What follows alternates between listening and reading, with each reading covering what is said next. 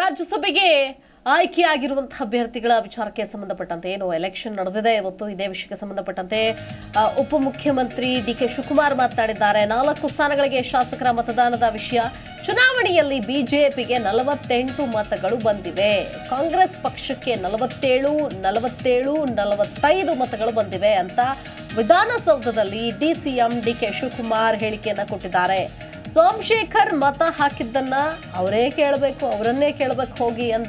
ನನ್ನ ಮತವನ್ನ ಮಾತ್ರ ನಾನು ನೋಡಿದ್ದೀನಿ ಬೇರೆಯವರ ಮತ ನಾನು ನೋಡಿಲ್ಲ ನನಗೆ ಗೊತ್ತಿಲ್ಲ ಅಂದ್ರು ಡಿಕೆ ಶಿವಕುಮಾರ್ ರಿಸಲ್ಟ್ ಬರಲಿ ಎಲ್ಲ ಗೊತ್ತಾಗುತ್ತೆ ಸೋಮಶೇಖರ್ ಮೇಲೆ ಕ್ರಮ ತೆಗೆದುಕೊಳ್ತಾರೆ ಅನ್ನೋದ್ರ ಬಗ್ಗೆ ಕೂಡ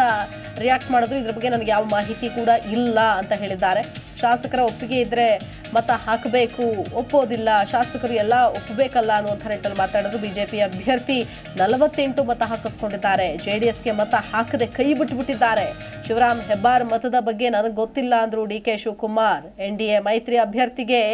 35 ಮತಗಳು ಬಂದಿವೆ ಅನ್ನುವಂತಹ ಮಾಹಿತಿ ಲಭ್ಯ ಆಗಿದೆ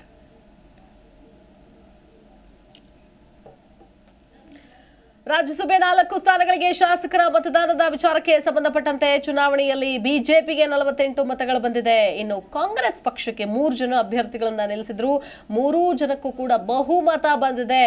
ಒಂದು 47 ಪ್ಲಸ್ 45 ಮತಗಳು ಬಂದಿವೆ ಸೊ ಹಾಗಾಗಿ ನಮಗೆ ನಿರೀಕ್ಷಿತ ಮತಗಳಿಗಿಂತಲೂ ಕೂಡ ಹೆಚ್ಚಾಗಿ ಬಂದಿದೆ ಒಂದ್ ಕಡೆ ಎಸ್.ಟಿ. ಸೋಮಶೇಖರ್ ಅಡ್ಡ ಮತದಾನ ಮತ್ತೊಂದು ಕಡೆ ಪಕ್ಷೇತರ ಅಭ್ಯರ್ಥಿಗಳು ಕೂಡ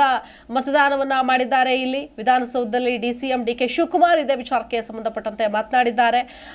ಸೋಮಶೇಖರ್ ಮತ ಹಾಕಿದ್ದನ್ನ ಅವರನ್ನೇ ಕೇಳಬೇಕು ಇದ್ರ ಬಗ್ಗೆ ನನಗೆ ಯಾವುದೇ ಮಾಹಿತಿ ಇಲ್ಲ ಅಂದ್ರು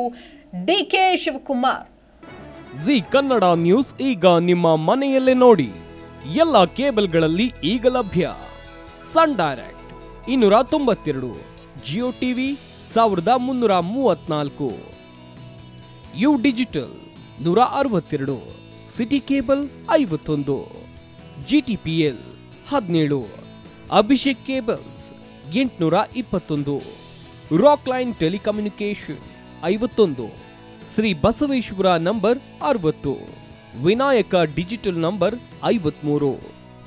ಇನ್ ಡಿಜಿಟಲ್ ನಂಬರ್ 896 ರಲ್ಲಿ ನಿಮ್ಮಿಸ್ತದ ಜಿ ಕನ್ನಡ ನ್ಯೂಸ್ ನೋಡಿ ಆನಂದಿಸಿ.